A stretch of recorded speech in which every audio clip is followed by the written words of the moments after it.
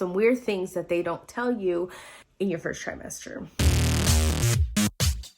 Hi guys, welcome to my channel. So I wanted to make this video talking about the weird things that nobody tells you about, that nobody's talking about in your first trimester. I hope that I'm able to share some of those weird things that nobody else is talking about for you here. I am now 12 weeks pregnant and a day, 12 weeks and a day right now. These are things that I had to find out on my own, through my OB or through Dr. Google. I got a couple things for you. The first one is that they talk about, pregnant women getting hemorrhoids. I have not.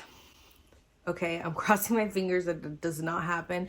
What I think is a reason for that is the fact that we are constantly going to the restroom. Whether it's number one or number two, those areas are going to get raw. So I definitely recommend buying soft toilet paper, and I will make another video about the things that you need in your first trimester, but I'm just going to say that it'll be best if you start buying some flushable wipes and use that when your cookie starts getting sore or whatnot. Because like I said, you're going to the restroom so much that you don't want to be irritating the spot more than you have to. So using gentle toilet paper and baby wipes, just start buying baby wipes now and using them. I feel like it's a trial. You try it on yourself. They work good, then maybe they'll be good for your baby. So yes, first thing is that they don't tell you is that your areas will be sore from using the restroom. Second thing is, I don't know why they call it morning sickness. It should be called pregnant sickness, because you're literally sick all the time. Like this morning when I had to go for my ultrasound, I was like, I'm gonna be late because I'm throwing up. Like, yes, that was in the morning, but I definitely get morning sickness all day. If I eat too late, like I start to get hungry and I don't eat, like it takes me a couple hours to eat, it'll honestly be like a diabetic type of thing where I'll just feel nauseous and I will throw up. I haven't really had where I throw up from a gross smell. It was only like once where I felt nauseous because I smelled like grease, like cooking oil. I went to like a gas station and I had like a restaurant in there, and it was just like, I don't know, it did not smell like no chicken, okay? It just smelled like gross grease. But anyways, morning sickness is just all day sickness, okay? I'm gonna tell you now, if you're pregnant, at least in the first trimester, because that's how far I am, it's all day. At night, as soon as I say good night, and I think that's, I'm gonna go to sleep. Nope, I lay down and baby's like, you gotta throw up, mom. So I go, we just all day. And again, I will make another video letting you guys know what are those things that you should have to remediate or make this a little bit easier, or that have made my life a little bit easier as far as all these things. The next thing is, hold on. This one's just random, but you get so winded. Like, I'm not doing anything besides sitting here and talking to a camera, and I feel like I just ran a marathon. Next thing, I am anemic sometimes. As of all the tests that I've had, not anemic now, so I don't know why, but I'm cold all the time. If you have anemia or you've been anemic before, then you understand what it's like. Basically, I'm cold all the time, and that was just one of those weird things that nobody tells you about, or that it's not really talked about. I had to research it, and sure enough, either some women are super cold or some are super hot when they're pregnant. Me, super cold all the time. Hence why I have this little sweater on and I have my heater on. The fourth thing, which this one was mainly at the beginning of my pregnancy. Like, I found out at week 4 that I was pregnant. So I would say from week 1 up until week 6, I just had a stuffy nose. Like, if I was sick, I was super congested. Like, I was sick. Like, I thought I was, like I had a cold, but nope. My doctor was like, you're fine. It's normal. I guess all the vessels and stuff they swell up, especially in your nasal cavity. And so yeah, you might be a little bit stuffed up at the beginning of your pregnancy. So a lot of change is going on, I guess. And that is one of those weird things that nobody told me about. The next thing, hormonal acne. Mine is kind of fixing itself right now.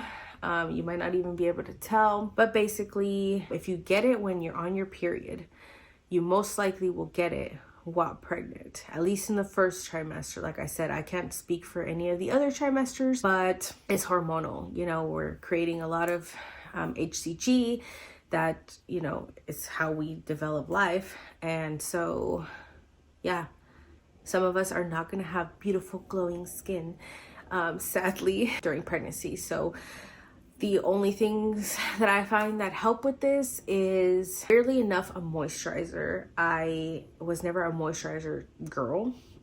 Lucky me, right? So as soon as I bought a moisturizer, that kind of like toned it down. And then also drinking water. I know, just drink water. But seriously, drinking water can only help. So that's what I do all day. I have a theory, which I'm going to test out, a micronutrient deficiency. So I'm going to start drinking a smoothie every single day with spinach and antioxidants like blueberries, raspberries, you know, all the berries that I can find, but definitely I'm gonna say 80% spinach and 20% fruits. So if that helps, then I will share it in that other video. So yeah, hormonal acne. Not all of us are gonna have beautiful glowing skin, unfortunately. I don't know what number I'm on, but the next weird thing is baby bump. Like, I still don't know if I have a baby bump or not, or if I'm just bloated, or if I just am gaining weight from being pregnant. Most of the time you're just bloated in your first trimester, because sometimes my baby bump is bigger or smaller than, like, you know, yesterday, like last night I took a picture, baby bump almost non-existent. Today, when I'll insert a picture. Today, baby bump is more prominent. I don't know, maybe because I just ate. Sorry about that. My foot fell asleep. So I had to change positions. But basically, I don't know if it is the bloat or if it's baby bump starting to form, but I'm assuming baby bump comes more towards the second trimester. It's weird because like nobody really tells you like when you're supposed to start showing. Each to their own. Not sure. Next thing that they don't tell you is the insomnia. I had insomnia before getting pregnant. Then I was just like really tired. I still am very tired all the time. Starting at about week 7 to week 9, I just couldn't sleep. You know, like I was tired, but I had insomnia, which if you've had insomnia before, then you know what that feels like. But basically in your first trimester, some women will get insomnia. Not sure why. Again, weird things that they don't tell us until you're pregnant and you either it happens to you or, you know, you read about it. Okay, here's a weird one that I had absolutely no idea about. Bleeding of the ears and nose.